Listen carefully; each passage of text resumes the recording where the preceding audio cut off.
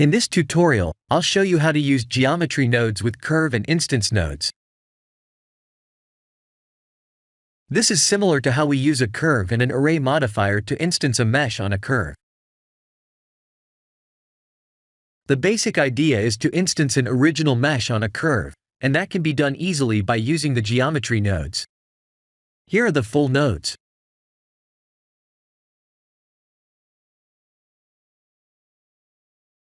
Notice how the group input node is connected as an instance, and the actual points we'll be using is a resampled curve.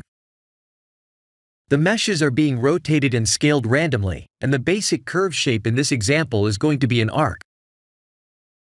Any meshes can be used for this node setup.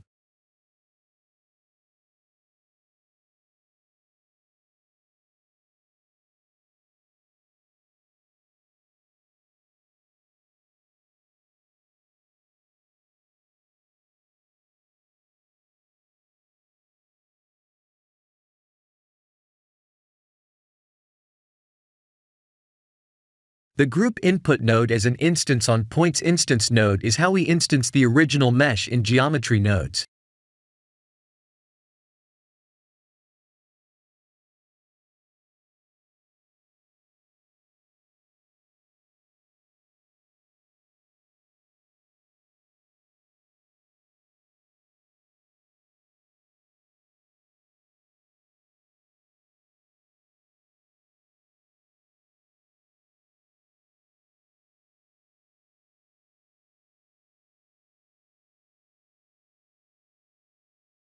Depending on the original mesh, we can create a very interesting looking abstract art meshes.